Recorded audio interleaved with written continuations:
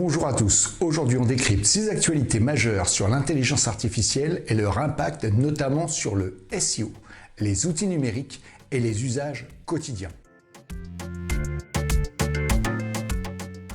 Alors Google a retiré le paramètre supérieur à 100 qui permettait d'afficher les 100 premiers résultats par page dans les résultats de recherche. Ce changement complique sérieusement le travail des scrappers et des autres outils qui doivent désormais gérer des paginations lentes et complexes. Résultat, c'est une augmentation des coûts techniques et une perte de visibilité au-delà du top 10. Et surtout, ça a un impact direct sur le GEO, où le suivi des résultats devient de plus en plus pénible. En clair, si vous n'êtes pas dans les 10 premiers résultats, eh bien, vous risquez de sortir complètement du radar des modèles d'IA, comme ChatGPT, ce qui va réduire forcément votre visibilité en ligne. Alors, ce changement invite donc les entreprises à redoubler d'efforts pour grimper dans le top 10 Google et ainsi être partie prenante des sources et des citations des IA génératives.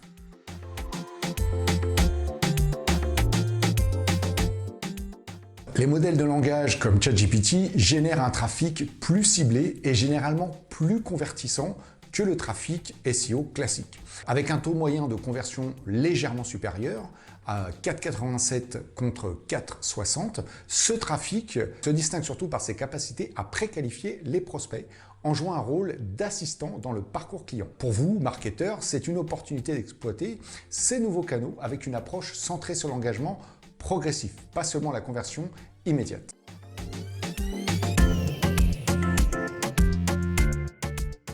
Les backlinks restent très importants pour le SEO en général, mais ils ne sont pas le critère principal du référencement GEO. Pour le GEO, les signaux locaux comme les profils Google Business optimisés, les citations locales et la pertinence contextuelle ont plus de poids que le backlink links. Cela signifie que votre stratégie doit être hybride, en combinant une bonne autorité via backlinks avec une vraie expertise locale mise en avant dans vos contenus et profils.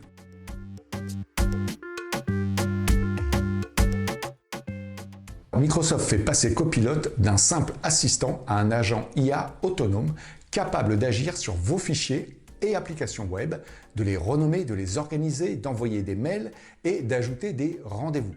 Tout cela sur simple demande vocale ou écrite.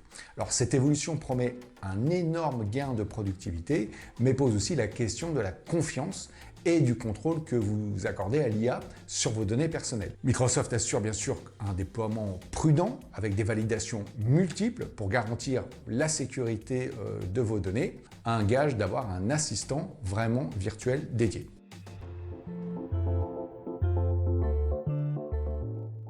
Google AI Studio propose désormais Vibe Coding, qui permet de créer des applications multimodales simplement en décrivant leur fonctionnement à l'IA, sans écrire une seule ligne de code. Alors cela facilite la mise en œuvre de projets IA complexes, pour les non-développeurs bien sûr, et accélère l'innovation. Pour les utilisateurs, c'est une avancée majeure vers la démocratisation de l'IA, même si cela soulève bien sûr des questions sur la dépendance aux plateformes et la qualité du code qui va être généré, et notamment la qualité de pouvoir le réparer ensuite.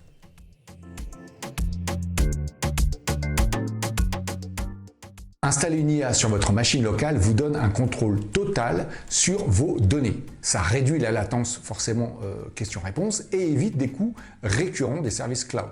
C'est idéal forcément pour les secteurs sensibles, mais attention, ça demande quand même un matériel puissant avec des compétences techniques et une certaine vigilance face à la maintenance. Pour la majorité des utilisateurs, la solution cloud restera la plus simple et la plus efficace car mise à jour de façon régulière, mais pour les experts et les entreprises, l'option locale devient stratégique, notamment pour la confidentialité des données.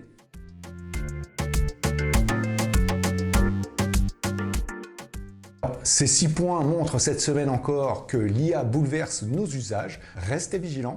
Merci d'avoir suivi cette vidéo. Au revoir.